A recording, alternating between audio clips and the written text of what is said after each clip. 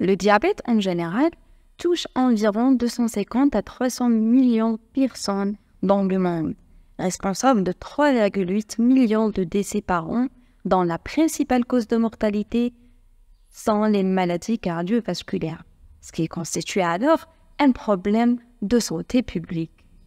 Vraiment, c'est une maladie grave en raison des complications qu'il peut entraîner. C'est le responsable numéro 1 de la cécité avant l'âge de 65 ans, avec les amputations non traumatiques. C'est le responsable numéro 1 de la mort cardiovasculaire comme complication. Et c'est le responsable numéro 2 de la néphropathie et d'insuffisance rénale terminale. En plus de ça, il représente un coût financier important en raison de taux élevés de complications dégénératives. Cette maladie recouvre en fait deux maladies différentes sur le plan clinique, même sur le plan biologique et physiopathologique. Deux grandes variétés de diabète. Le diabète de type 1 et le diabète de type 2. La deuxième variété, c'est-à-dire le diabète de type 2, c'est le diabète le plus fréquent. Ça représente 80 à 90% de la population diabétique et ça concerne 4 à 5% de la population européenne, ce qui est vraiment énorme. Et d'ailleurs, on va s'intéresser à ce type de diabète, qui est anciennement appelé le diabète de maturité, parce qu'il était habituellement observé chez des sujets de plus de 40 ans qui sont volontiers obèses et ayant des antécédents familiaux. C'est-à-dire ce qui va souligner à la fois le caractère génétique et même la participation de l'environnement. Mais bon, actuellement, avec l'accroissement de la population obèse dans la population jeune, a abouti à l'observation des cas de diabète de type 2 chez les adolescents. Et c'est pour cette raison qu'on n'utilise plus le terme de diabète de maturité, mais beaucoup plus le diabète de type 2.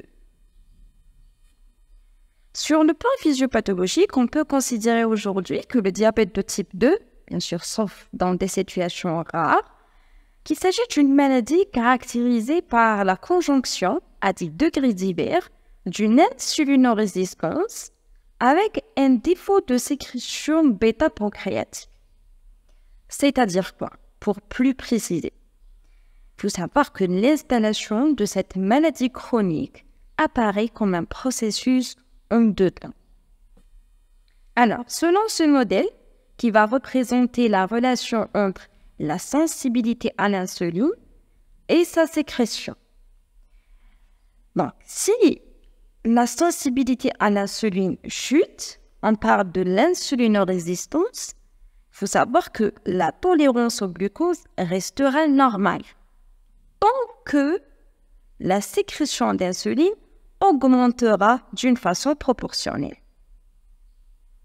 C'est-à-dire que, d'abord, il y en a l'insulinorésistance, c'est une conséquence vraiment délétère de la civilisation dite moderne, mais avec une normoglycémie. Le patient, il est en normoglycémie maintenue au prix d'une hypersécrétion d'insuline qui est compensatrice. Ça, c'est le premier temps de la maladie. Après ça, à un certain moment, on va basculer au diabète de type 2, proprement dit, lorsque le pancréas n'arrive plus à fournir la quantité d'insuline compensatrice nécessaire pour garder l'homéostasie des métabolismes insulinodépendants. Donc, l'insulinorésistance, c'est le premier temps de la maladie. Ça précède l'insulinopénie de 10 à 20 ans. C'est une vraiment maladie silencieuse, indolore, qui se développe à bas bruit. Le pancréas, avant sa déficience, il peut tolérer l'insulinorésistance jusqu'à cette période de 10 à 20 ans. Parce que la maladie de diabète de type 2 s'installe progressivement.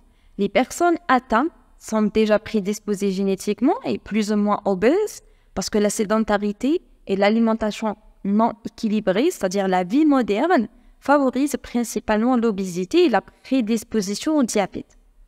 Et ces patients, au départ, le premier temps de maladie, il y en a de l'insulinorésistance, mais ce sont des personnes qui produisent de l'insuline. ils produisent de l'insuline. Mais bien sûr, grâce à la présence des graisses qui s'infiltrent dans les muscles et dans les foies, l'insuline perd de son efficacité. Il y en a une diminution de la sensibilité à l'insuline. Et on parle de l'insulinorésistance. Pour compenser ça, le pancréas se met à produire de l'insuline davantage. Et à ce stade-là, d'ailleurs, le patient n'est pas diabétique. Sa glycémie, elle est normale. Elle est plus ou moins normale. Mais bien sûr, au détriment d'une sécrétion excessive de l'insuline pour compenser les choses. À ce rythme, le patient devient de petit à petit insulinorésistant et le pancréas, bien sûr, va finir par se fatiguer. Et ces cellules, les cellules bêta-adénovirus, petit à petit, vont se détruire. Et à ce stade-là, l'insuline chute dans sa sécrétion et là, on ne peut pas compenser l'insulinorésistance malheureusement et la glycémie ne reste plus à un niveau normal. Et ces patients se retrouvent en hyperglycémie chronique, c'est-à-dire le diabète proprement dit. Et donc c'est ça, l'origine de la manifestation de la maladie diabétique, c'est pas l'insulinorésistance, mais c'est la défaillance des cellules du pancréas qui n'arrivent plus à compenser l'insulinorésistance. Donc c'est ça, au début, l'insulinorésistance, mais heureusement c'est pas du diabète parce que le pancréas arrive à compenser les choses. À un certain moment 10 à 20 ans après, le pancréas va finir par se fatiguer, il n'y en a plus d'insulinosécrétion compensatrice et c'est le diabète proprement dit. Alors, pour bien comprendre le point de l'insulinorésistance et sa participation dans la maladie diabétique. Alors, en premier, quel tissu va être touché par l'insulinorésistance et pourquoi? Alors, tout simplement, les tissus qui vont être touchés par l'insulinorésistance, ce sont les lieux d'action de l'insuline. C'est logique. Les lieux d'action de l'insuline, les organes cibles sur lesquels agit l'insuline, au moment principalement de la présence de quelques facteurs, il y aura une insulinorésistance. Alors, il y en a en premier le foie, avec le tissu adipeux viscéral, en abdominal, c'est-à-dire. En deuxième temps, c'est le muscle et même le tissu adipeux périphérique. Pourquoi? Parce que l'insuline augmente le stockage de glycogène au niveau du foie. Ça, c'est de 1. De 2, il favorise la consommation du glucose par les muscles. Ça, c'est de 2. Et 3, empêche la libération des acides gras stockés dans le tissu adipeux. Donc, c'est ça, c'est les lieux d'action de l'insuline qui vont donner de l'insulinorésistance dans le cas pathologique. Juste on notera que cette insulinorésistance, elle est essentiellement musculaire, portant principalement sur la synthèse du glycogène. Alors, la conséquence de l'insulinorésistance, c'est quoi? De 1, l'insulinorésistance survient sur un terrain qui est déjà prédisposé génétiquement. Et même la présence de certains plans métaboliques qu'on va voir par la suite. Et l'insulinorésistance sera secondaire à l'excès de graisse, favorisé principalement par l'obésité, qui se trouve au niveau de ces organes, les lieux d'action de l'insuline. De 1, il y aura une anomalie de la liaison de l'insuline à son récepteur, par la diminution du nombre de récepteurs sans aucune modification de l'affinité. C'est-à-dire que l'insuline, il va circuler dans le sang jusqu'à l'arrivée à son récepteur, mais malheureusement, il n'y en a pas d'assez de récepteurs. Diminution du nombre de récepteurs. Et donc, diminution du nombre, c'est-à-dire diminution de l'action de l'insuline. Sans aucune, l'affinité restera la même. C'est-à-dire que dès que l'insuline va se lier à son récepteur, il va réaliser l'effet biologique. Mais malheureusement, le problème, ce n'est pas dans l'affinité, mais c'est dans le nombre de récepteurs qui sont diminués. Ça, c'est de 1. De 2, il y en a une anomalie dans la transmission post-récepteur, c'est-à-dire après la liaison de l'insuline à son récepteur. Il y en a un défaut de l'activité du transport transmembranaire du glucose en réponse à la liaison de l'insuline et son récepteur, parce que l'insuline, c'est une hormone hypoglycémiante qui favorise l'entrée du glucose à l'intérieur de la cellule afin d'être utilisée, surtout pour la formation de l'énergie. Donc là, il y en a un problème pour le transport du glucose transmembranaire. Parce qu'il y en a un problème dans la transmission post-récepteur, après la liaison de l'insuline à son récepteur. Et les conséquences alors de cette insulinorésistance sont l'effet inverse de l'action normale de l'insuline. L'action normale de l'insuline, c'est quoi? Augmente le stockage du glycogène au foie, favorise la consommation du glucose par les muscles, empêche la libération des acides gras par le tissu adipeux, c'est-à-dire une action hypoglycémiante. Alors là, il y aura l'inverse. Il y en a une diminution du stockage et d'utilisation du glucose musculaire, stimulation de la néoglycogénèse hépatique, et donc ces deux processus, le tout concourt à augmenter la glycémie. Donc ça va donner l'effet inverse de l'insuline, c'est-à-dire une situation d'hyperglycémie. Juste, on notera que dans le diabète de type 2, il y en a, on a dit, une conjonction à des degrés divers d'une insulinopénie, c'est-à-dire diminution de la sécrétion de l'insuline, et d'une insulinorésistance, c'est-à-dire la diminution de la sensibilité à l'action de l'insuline. Mais juste, on notera que même à des stades avancés vraiment de la maladie, le diabétique type 2 garde quand même une certaine insulinosécrétion résiduelle, même si elle est minime, même si elle est négligeable, mais quand même, il y en a une insulinosécrétion résiduelle. C'est carrément le cas inverse avec le diabète de type 1, qui est caractérisé par une insulinopénie qui est totale. Il n'y en a pas presque à 100%. L'insuline est absente à l'intérieur de l'organisme. Et donc, c'est pour cette raison que le tableau clinique du patient diabétique type 1 présente une valeur glycémique au moment du diagnostic qui est plus élevée, dépassant facilement les 2 grammes par litre à cause de l'insulinopénie totale. Il n'y en a pas du contrôle quasiment, il n'y en a pas du contrôle par l'insuline qui est totalement absente. C'est le cas contraire avec le diabète de type 2, dont la valeur dépasse moins fréquemment les 2 grammes par litre, vu que le patient quand même garde, même à des stades évolués de la maladie, une certaine insulinosécrétion résidue.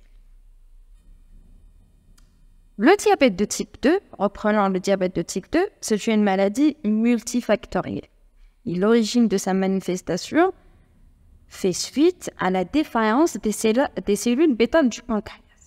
Alors, il y en a une certaine prédisposition génétique qui favorise le déficit de l'insulinosécrétion.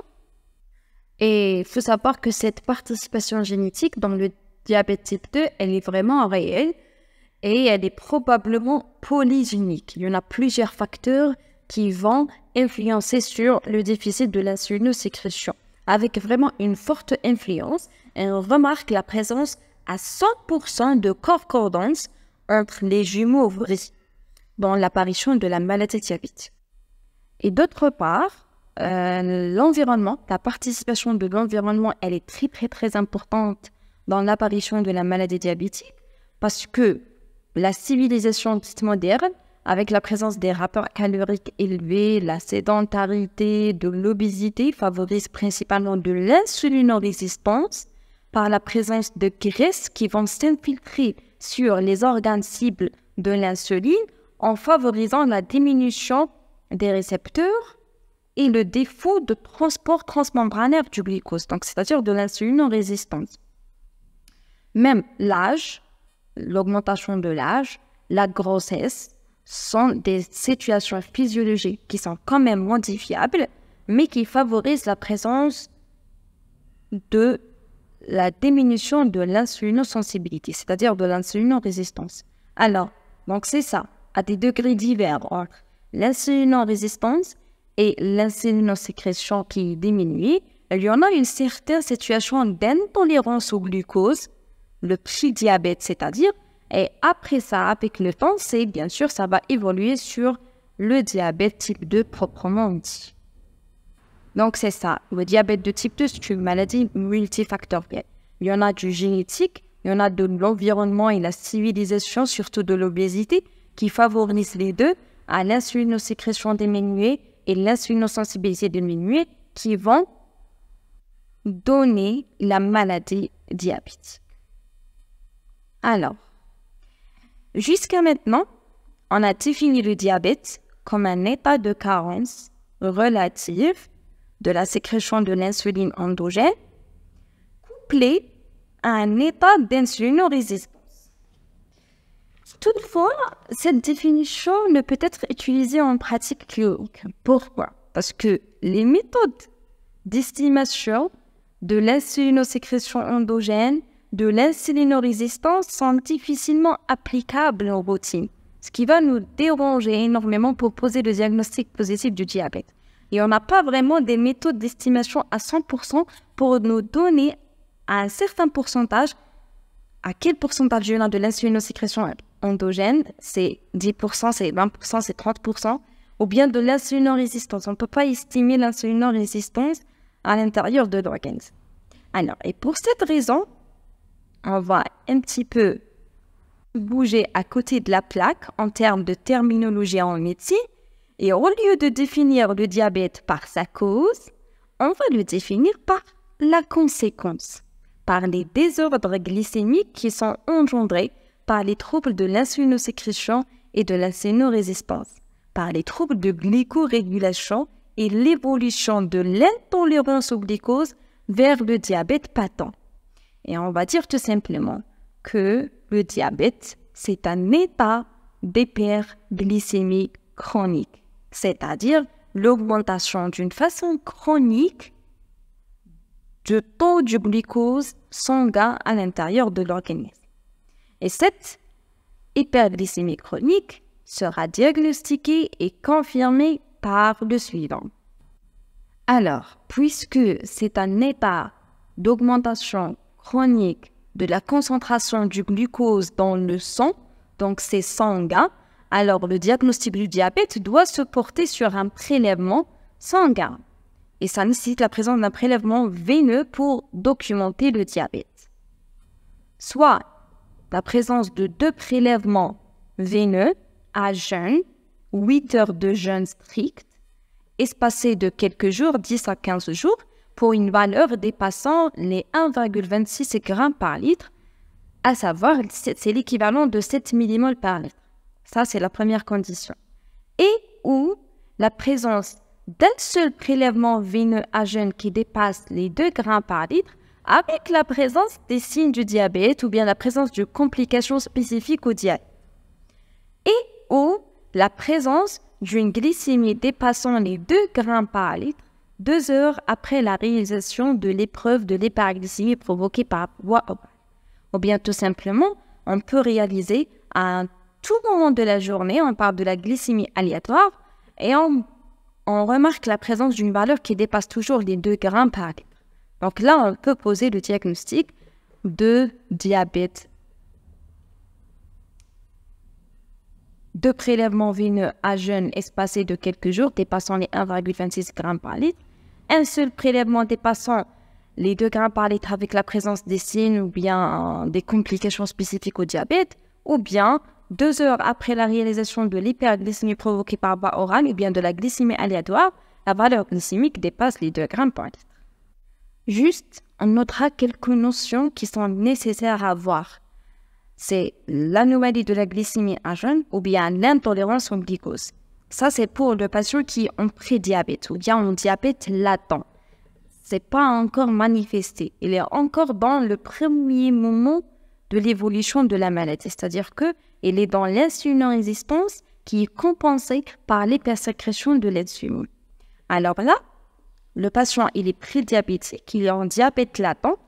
Pour un patient qui présente une anomalie de la glycémie à jeûne, ou bien une intolérance au glucose. C'est-à-dire, l'anomalie de la glycémie à jeûne, c'est tous les patients ayant une glycémie à jeûne, toujours absence d'apport calorique en moins 8 heures, qui est comprise entre 1 gramme et 1,26. C'est-à-dire, il n'a pas encore dépassé les 1,26 pour poser le diagnostic positif du diabète, mais la glycémie à jeûne se situe entre 1,1 et 1,26 grammes par litre. Ça, on parle d'un patient qui présente une anomalie de la glycémie à jeûne. Sinon, le patient qui présente une glycémie à jeûne qui est inférieure à 1,26, mais sa glycémie 2 heures après la réalisation de l'épreuve de l'hyperglycémie par voie orale, elle est comprise entre 1,4 et 1,99. Ça n'a pas encore dépassé les 2 grammes, mais c'est entre 1,4 et 1,99. Là, on parle d'un patient qui présente une intolérance au glucose. Ça, ce sont des situations d'un patient prédiabétique. Pourquoi c'est très important de connaître ça? Parce qu'on admet que le prédiabète, c'est-à-dire l'hyperglycémie modérée à jeune ou bien l'intolérance au glucose, c'est un facteur de risque de diabète de type 2. C'est très important. Ce prédiabète se caractérise par une augmentation du risque vasculaire, alors que le diabète, c'est le seuil d'apparition de la rétinopathie. C'est très important ce point-là. Pourquoi? Et c'est-à-dire quoi d'ailleurs? Déjà, c'est basé sur la définition biologique du diabète. Sur quelle base on a décidé que c'est 1,26 pour donner du diabète? Sur quelle base on a décidé de 2 grammes par épreuve d'hyperglycémie provoquée par voie orale pour parler du diabète? Parce que tout simplement, les organes à l'intérieur de l'organisme baignent dans une atmosphère qui est juste bien faite pour le bon fonctionnement des organes à l'intérieur. Parmi les paramètres qui vont décider en fait l'atmosphère à l'intérieur, c'est la glycémie qui doit être constante aux alentours de 1 gramme par litre. Alors, pour la valeur de glycémie qui dépasse les 1,26 grammes par litre à jeun d'une façon chronique, ou bien dépassant les 2 grammes par litre en postprandial, 2 heures en postprandial, bien sûr, c'est basé sur plusieurs études épidémiologiques prospectives qui ont montré que ces 2 valeurs, d'une façon convergente, ces valeurs biologiques, exigent le risque de survenue d'une rétinopathie diabétique dans les 5 à 10 ans qui suivent la présence de cet état chronique d'hyperglycémie. Donc c'est ça d'ailleurs, c'est très important de connaître ces chiffres biologiques. Selon des études, c'est-à-dire épidémiologiques prospectives, ces études ont montré que ces 2 valeurs, 1,26 et 2 grammes par litre, pour poser le diagnostic du diabète, ces 2 valeurs biologiques représentent le seuil de risque de survenue d'une rétinopathie chez le patient dans les 5 à 10 ans. C'est-à-dire c'est la limite supérieure de la valeur normale de la glycémie avant l'apparition de la rétinopathie. Donc c'est ça le principe. Sinon, le prédiabète, c'est un facteur de risque. Donc faites attention, il faut bien suivre le patient, il faut donner le traitement nécessaire pour retarder l'évolution, au minimum retarder l'évolution vers le diabète patent. Donc c'est ça l'intérêt de faire les dépistages et de bien connaître les situations du prédiabète ou bien du diabète latent. Il est très important de souligner que cette hyperglycémie chronique regroupe dans un véritable syndrome plusieurs maladies de pathogénie différentes. Et on parle alors de syndrome métabolique. Ce sont des pathologies qui font suite à un trouble de sécrétion ou bien un trouble d'action de l'insuline. Parce que la première période de prédiabète s'accompagne de diverses anomalies métaboliques qui sont potentiellement athérogènes ou bien thrombogènes, c'est-à-dire augmentant le risque cardiovasculaire. Alors, ce syndrome métabolique va réunir typiquement les anomalies suivantes. En premier, c'est l'obésité viscérale. Alors, surtout l'obésité abdominale. Alors, pour définir l'obésité viscérale dans le syndrome métabolique, on parle d'un tour de taille qui dépasse les 102 cm chez l'homme et les 88 cm chez la femme. C'est-à-dire quoi le tour de taille? C'est-à-dire la mesure au centimètre de la partie qui est la plus étroite de l'abdomen. C'est la mesure du tour de taille de l'obésité abdominale.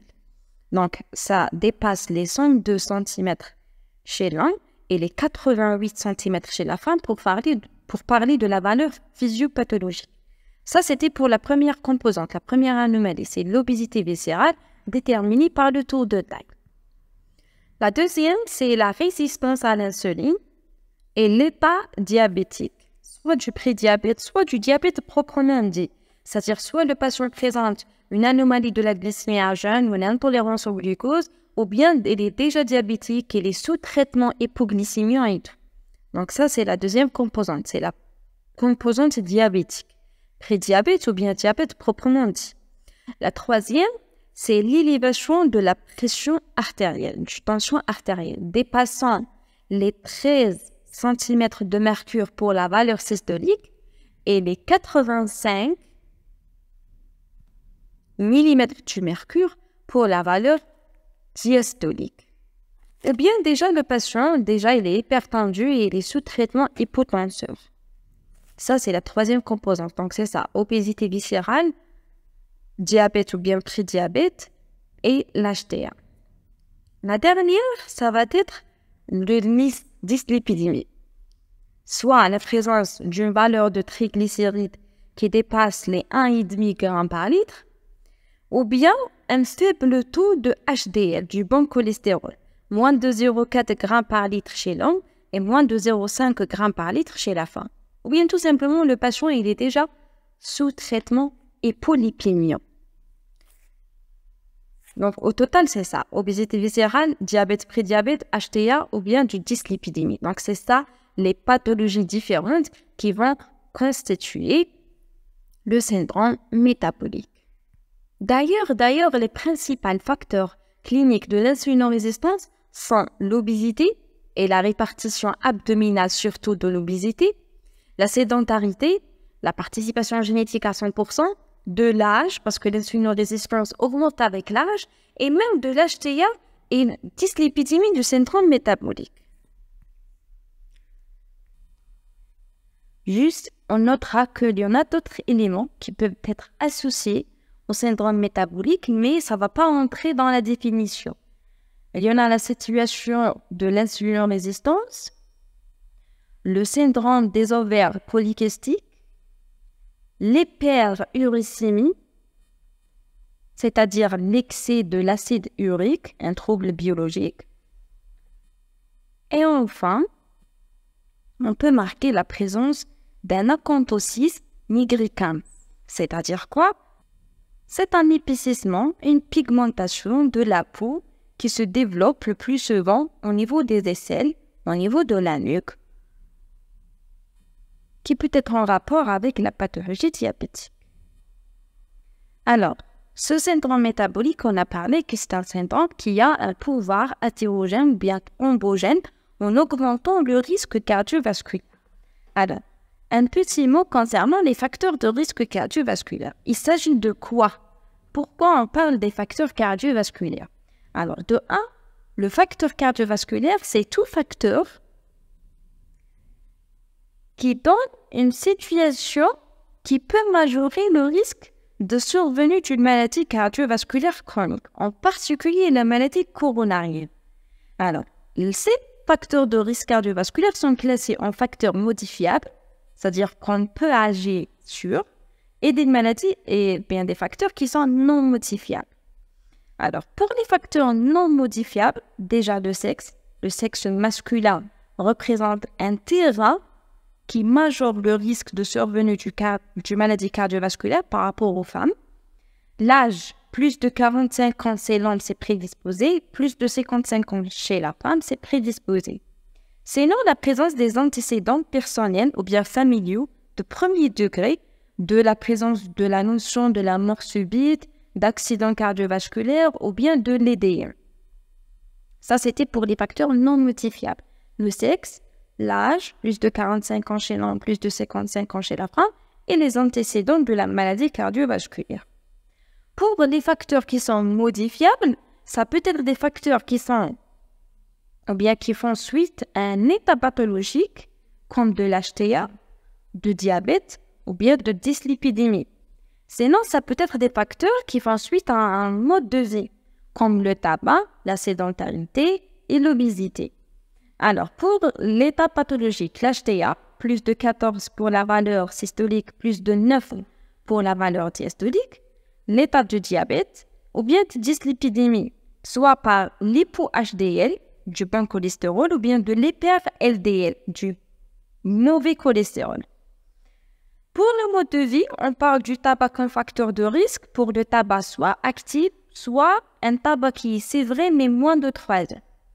Sinon, la sédentarité ou bien l'absence de l'activité physique et l'obésité pour l'EMC augmenté ou bien un tour de taille qui est augmenté.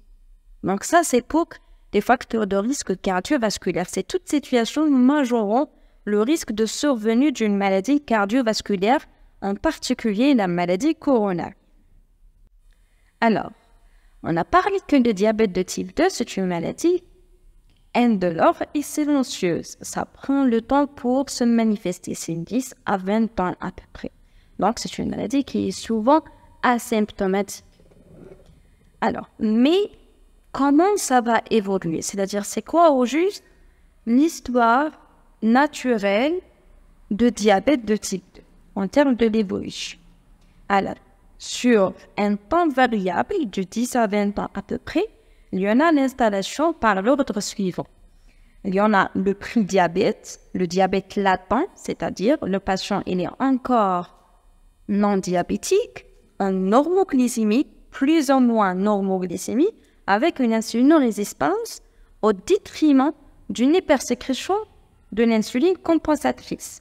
Le patient-là présente soit des anomalies de la glycémie à jeun, soit de l'intolérance au glucose. Après ça, avec le temps, bien sûr, le pancréas va finir par se fatiguer et là, il n'y en a plus de l'insulinosécrétion compensatrice et là, on va basculer directement sur le diabète proprement dit. Le patient présente un état d'hyperglycémie chronique, soit d'une façon bien sûr méconnue, là le diagnostic n'est pas encore posé, et dès la réalisation, dès qu'on arrive à poser le diagnostic positif, c'est bon, le patient il est dans la situation du diabète connu. Ça peut être un diabète au début qui est bien sûr non compliqué, il n'y en a pas de complications, et avec le temps, on va basculer vers le diabète qui est connu avec la présence de complications. Il y en a plusieurs complications qui sont vraiment dégénératives en termes de diabète de type 2. Surtout les complications cardiovasculaires. On va parler de ça. Donc, ces complications qui sont dégénératives peuvent être handicapantes, peut-être non handicapantes. Donc, tout dépend.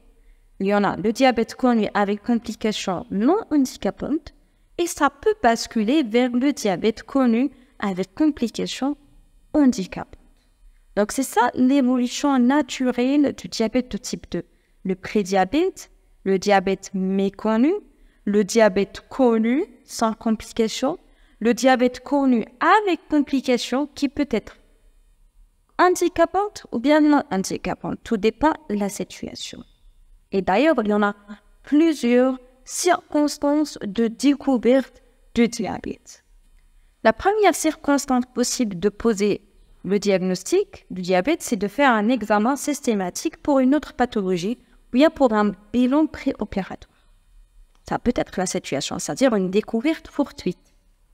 Sinon, ça peut être posé par ou bien au moment de la réalisation du dépistage au diabète. Pourquoi c'est très important d'insister sur le dépistage? Parce que la maladie qui est souvent asymptomatique risque de retarder le diagnostic. Et donc, ça va évoluer à bas bruit jusqu'à l'arrivée aux complications.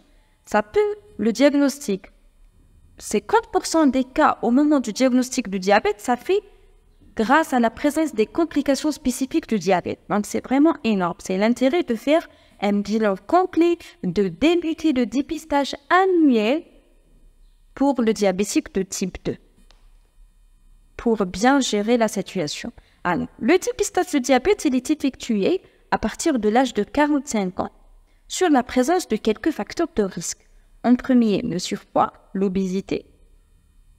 Pour toutes les patients qui présentent un EMC dépassant les 25. L'EMC, c'est l'indice de masse corporelle. On peut le calculer facilement en divisant le poids en kilogrammes par le carré de la taille. La valeur normal se situe entre 18,5 et 25. Plus de 25, c'est pathologique, on est en surpoids. Donc c'est ça, les facteurs de risque, le surpoids, l'obésité et l'IMC dépassant les 25, des antécédents de diabète familial de premier degré, parce que quand même, la participation génétique elle est très importante. L'origine ethnique du patient joue un rôle très important.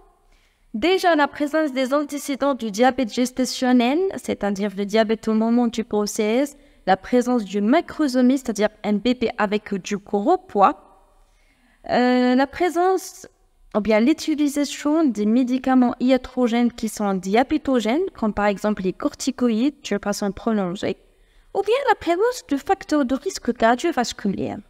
Et les facteurs, les pathologies associées dans le syndrome métabolique. Donc, toute cette situation-là nécessite de dépister notre patient à partir de l'âge de 45 ans pour poser le diagnostic positif du diabète à un moment qui est quand même avancé pour éviter les complications. Quand même, le diabète, ça reste le numéro 1 de la cécité, numéro 1 des maladies cardiovasculaires, la mort par les maladies cardiovasculaires, et numéro 2 de l'insuffisance rénale terminale de néphropathie.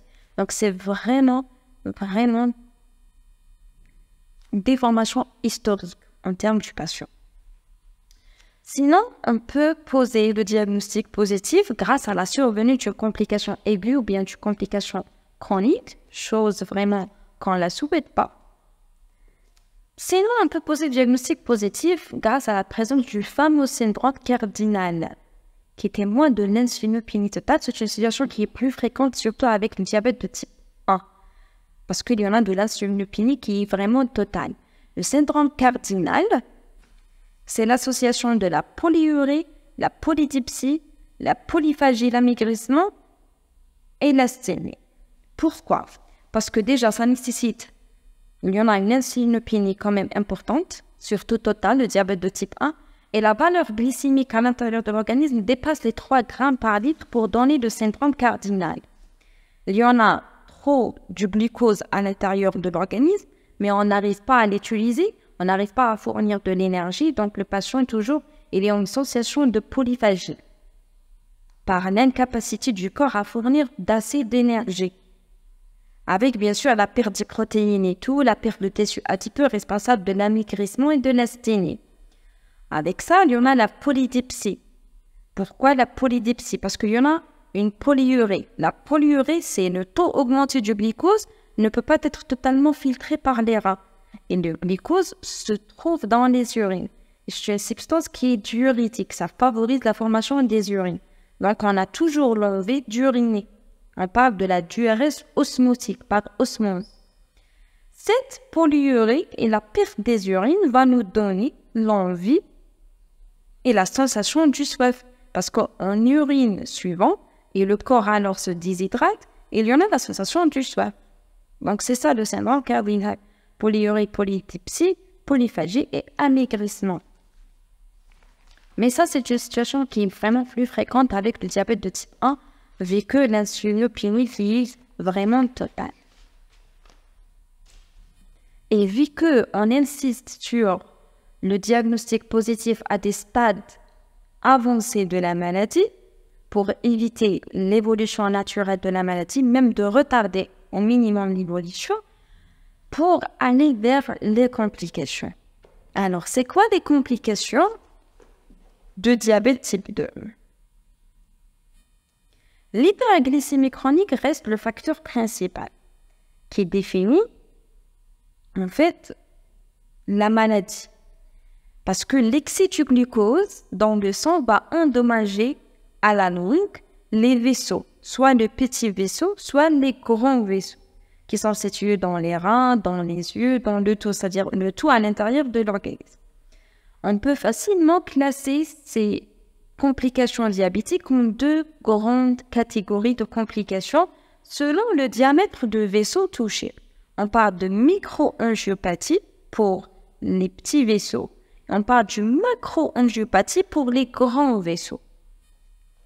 Alors, pour les microangiopathies qui sont les plus connues et les plus redoutées, il y en a la rétinopathie, c'est-à-dire que c'est l'endommage des vaisseaux au niveau de la rétine, au niveau des yeux, la rétinopathie. Il y en a menace d'ailleurs de cécité. La néphropathie, c'est-à-dire que l'endommage des vaisseaux situés dans les reins, et le menace alors de l'insuffisance rénale terminale et des risques de dialyse. La neuropathie, et alors ça va toucher principalement les nerfs, surtout au niveau du membre supérieur, au niveau du membre inférieur, et le menace de plaies chez les patients diabétiques.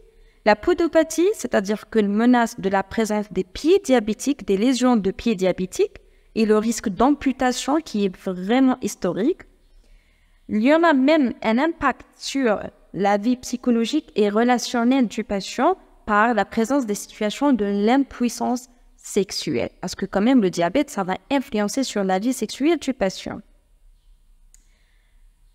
Sinon, ça peut être macroangiopathique, c'est-à-dire que ça va toucher les gros vaisseaux, responsables dans la grande majorité de décès chez le diabète de type 2. On a parlé que c'est la cause numéro 1 des maladies cardiovasculaires, la mort d'ailleurs par les maladies cardiovasculaires.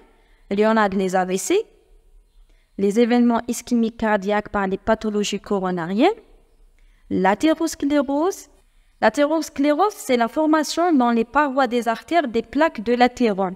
Ce sont des dépôts du cholestérol, de calcaire et tout. C'est dû principalement à la dyslipidémie avec l'hyperglycémie chronique. Sinon, il y en a deux risques de l'AOMI. C'est quoi l'AOMI? C'est l'artériopathie oblitérante des membres inférieurs. C'est le rétrécissement du calibre des artères des membres inférieurs, responsable d'une perte de charge hémodynamique. C'est vraiment historique comme complication. Alors, pour les prévenir, ou bien au moins les retarder, il faut comprendre le mécanisme physiopathologique derrière l'installation de ces pathologies. Alors, la microangiopathie, c'est dû essentiellement à l'état hyperglycémique chronique et la glycation des protéines. Le sang et l'excès de sucre à l'intérieur du sang va endommager ces petits vaisseaux. Alors, pour prévenir ça, et ça reste en premier le bon contrôle glycémique. La meilleure prévention, c'est le bon contrôle glycémique. Vu que l'hyperglycémie chronique, c'est ça qui va endommager les vaisseaux. Donc, de bien contrôler la glycémie, de garder la glycémie aux alentours de 1 gramme par litre, avec le suivi régulier chez le médecin, le traitement des pathologies sous-jacentes, comme par exemple de l'HTA. Parce que déjà, l'HTA favorise la rétinopathie et la néphropathie. C'est ça qui est vraiment vicieux. Donc, la meilleure prévention pour les microangiopathies, c'est le contrôle glycémique. À l'inverse, les macroangiopathies sont dues au syndrome métabolique et de l'insulino-résistance, à la dyslipidémie, à l'HTA. Donc là, l'équilibre glycémique n'a pas donné des résultats vraiment agréables, comme le cas de la microangiopathie. Mais en revanche, l'amélioration du mode de vie par l'alimentation saine, l'activité physique régulière, sévrage du tabac, de l'alcool, ça va améliorer ces complications, bien sûr, avec la surveillance de l'HTA et de la dyslipidémie, c'est-à-dire les pathologies biologiques associées au diabète. Et enfin, il faut savoir que à ces deux variétés de diabète, le diabète de type 1 et le diabète de type 2, on peut ajouter d'autres types de diabète.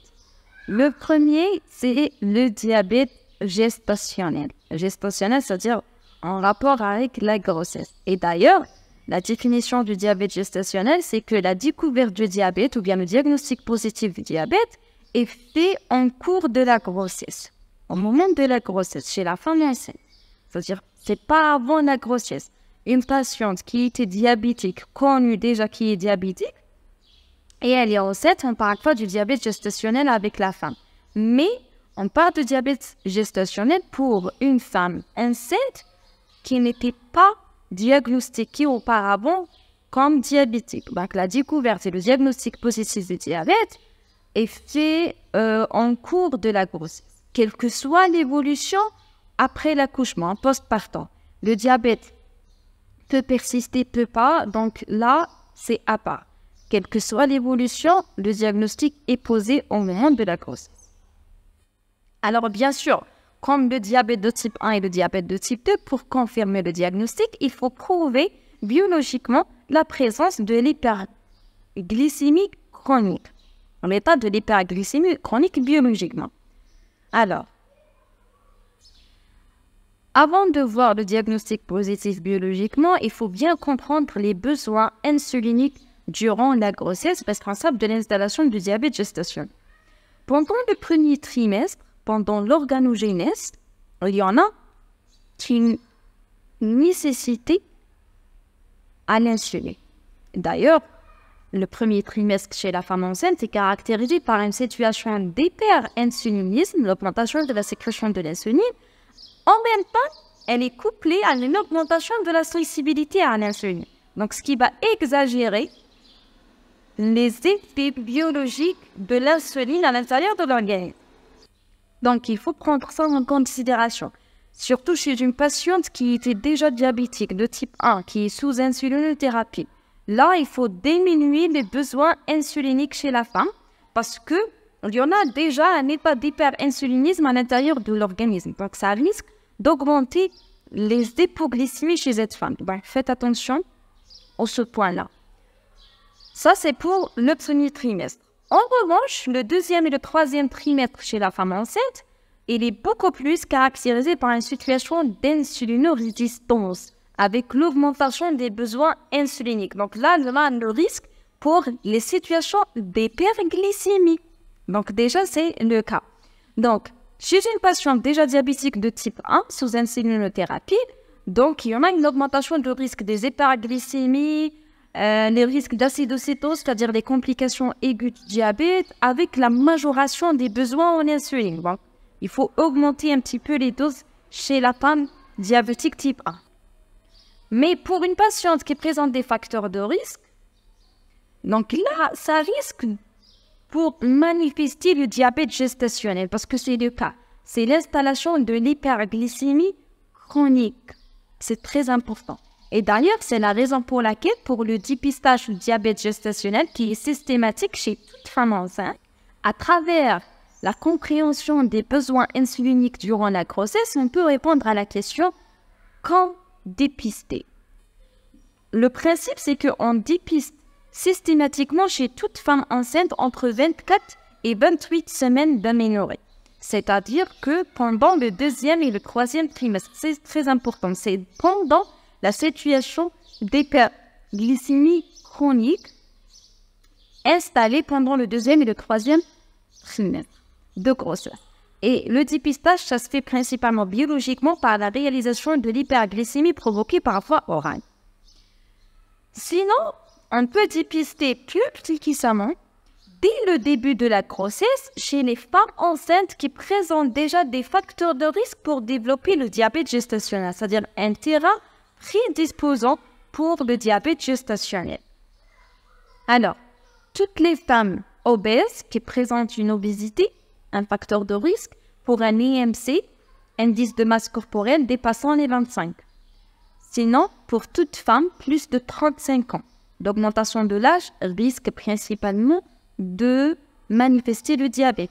Sinon, pour toutes les femmes qui présentent des antécédents déjà d'intolérance au glucose, des antécédents familiaux du diabète chez les parents de premier degré. Même la patiente qui présente des antécédents obstétricaux notables, la notion de la mort in utero, la macrosomie, déjà un bébé du gros poids, c'est-à-dire la biométrie fœtale, elle est supérieure à 97 percentiles. Donc ça, c'est un facteur de risque parce que le diabète gestationnel risque de donner un gros poids chez le patient, chez la patiente. Sinon, l'hydramniose, l'augmentation du liquide amniotique chez la femme enceinte. Donc ces situations-là sont des antécédents obstétricaux nécessaires pour dépister dès le début de la grossesse la présence du diabète gestationnel. Et enfin, bien sûr, il y en a des groupes ethniques qui sont plus prédisposés à risque élevé de développer le diabète gestationnel par rapport à d'autres.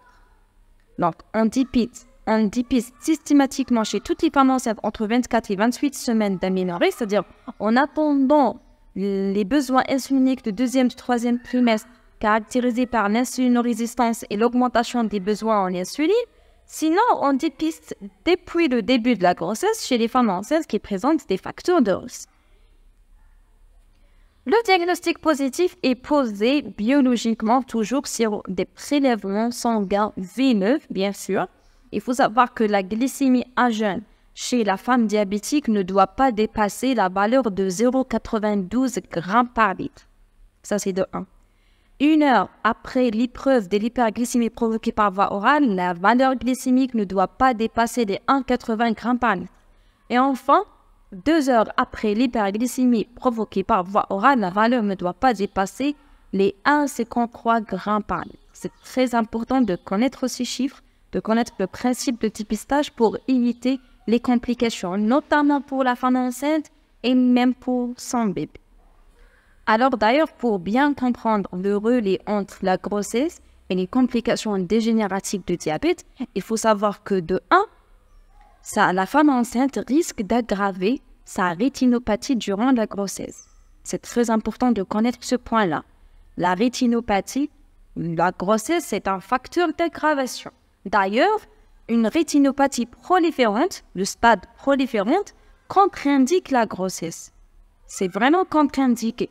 Et même chez la femme enceinte, un fond d'œil doit être réalisé en début de grossesse, puis tous les mois, si la patiente présente une rétinopathie. S'il n'y en a pas une rétinopathie, on va réaliser un fond d'œil tous les 3 mois, depuis le début de grossesse. Donc, c'est très important de suivre la rétinopathie chez la femme enceinte avec le diabète gestationnel ou bien déjà connu comme diabète.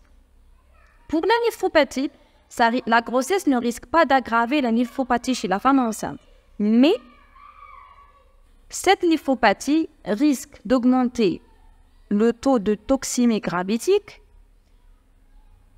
le syndrome de HELLP, la prématurité, retard de croissance intra-utérine. Donc, ça va influencer sur le développement et la croissance de fœtus. La coronoropathie, c'est-à-dire la présence d'une maladie coronarienne. La présence d'une maladie coronarienne contre-indique absolument la grossesse. Et d'ailleurs, avant chaque grossesse, surtout chez la femme qui était déjà connue diabétique, ça nécessite de faire un dépistage d'une ischémie silencieuse parce que, à moindre doute, ça contre-indique absolument la grossesse. La neuropathie. Heureusement que la neuropathie, avec la grossesse, ça ne va pas risquer d'aggraver la neuropathie, heureusement. L'hypertension artérielle, c'est-à-dire l'HTA, il y en a une aggravation possible durant la grossesse s'il y en a une néphropathie associée. Donc, c'est un cycle vicieux. Et bien sûr, attention, les antihypertenseurs, c'est-à-dire tous les antihypertenseurs ne sont pas autorisés chez la femme enceinte. Donc, ce qu'il faut insister, c'est sur la rétinopathie et sur la maladie coronarienne qui contre-indique en fait la grossesse avec le suivi rigoureux pour le diabète gestationnel ou bien pour la femme qui était déjà connue diabétique et elle est enceinte. À part le diabète gestationnel, on peut voir la présence d'un diabète relevant des causes diverses. On parle du diabète spécifique. À part le diabète de type 1, enfin le diabète de type 2, c'est le diabète spécifique. Donc, c'est un diabète par défaut génétique de la fonction des cellules bêta, par défaut génétique de l'action à l'insuline. On parle du diabète pancréatique pour les situations de pancréatite, de traumatisme au niveau du pancréas, du cancer du pancréas, la mycoviscidose, l'hémochromatose sont des pathologies qui peuvent toucher le pancréas. Sinon, on parle des endocrinopathies qui sont responsables de l'hypersécrétion des hormones de contre-régulation de la glycémie, c'est-à-dire des hormones à une action hyperglycémiante. En cas d'acromégalie par l'hypersécrétion de l'hormone de croissance, syndrome de Cushing par l'hypersécrétion du glucocorticoïde, sinon la présence de phéochromocytone par l'augmentation de la sécrétion de l'adrénaline et noradrénaline, l'hyperthyroïdie, l'hyperaldostéronisme primaire, la somatostatinone, c'est-à-dire le cancer qui va toucher et donner l'hypersécrétion de l'hormone de croissance et ainsi de suite. Ça peut être même un diabète iatrogène comme le diabète cortico-induit par l'utilisation chronique des glucocorticoïdes ou bien du corticothérapie prolongée. La présence de certaines infections comme la rubéole congénitale ou bien l'infection à la CMV favorise principalement la présence du diabète spécifique. Quelques syndromes peuvent donner principalement le diabète, comme le syndrome de Down, la trisomie 21, syndrome de Klinefelter, le syndrome de Turner, de stress. Donc, ce sont des syndromes qui peuvent donner principalement le diabète spécifique. Donc, au total, pour résumer le tout, ce qu'il faut retenir en termes de diabète de type 2, qu'il s'agit d'une maladie assez grave parce qu'elle est silencieuse, elle est indolore, une maladie d'installation progressive avec le risque principalement des complications qui sont historiques et dégénératives. Le diabète de type 2, ça touche les sujets plus de 40 ans qui sont volontiers obèses avec la présence des antécédents familiaux et il s'agit aux bases sur le plan physiopathologique d'une conjonction d'une insulinorésistance qui précède de 10 à 20 ans l'insulinopénie, le défaut de sécrétion des cellules de bêta de Langerhans, responsable d'ailleurs de la manifestation de la maladie elle-même. Le diagnostic positif est porté sur la présence sur le plan biologique d'une hyperglycémie chronique prouvée par soit deux prélèvements veineux à jeûne dépassant les 1,26 g par litre, sinon une hyperglycémie provoquée par voie orale dépassant les 2 g par litre 2 heures après la réalisation de l'épreuve. Cette hyperglycémie chronique s'installe généralement dans un syndrome, on parle du syndrome métabolique, qui va réunir typiquement les anomalies suivantes. Obésité viscérale prouvée par les tours de taille, état diabétique ou bien prédiabète, l'élévation de la pression artérielle avec la présence d'une dyslipidémie. La maladie, elle est grave en termes principalement des complications possibles à engendrer. Micro-angiopathique, même macro-angiopathique. La rétinopathie, la néphropathie, la neuropathie, la podopathie et l'impuissance sexuelle en rapport avec les micro-angiopathies, sinon de la OUMI, de l'AVC, des pathologies coronaires, de l'athérosclérose en termes des complications macro-angiopathiques qui peuvent être évitées par un traitement adéquat, par un dépistage et un diagnostic précoce, bien sûr passant principalement par le bon contrôle glycémique de l'état d'hyperglycémie chronique caractérisant la maladie.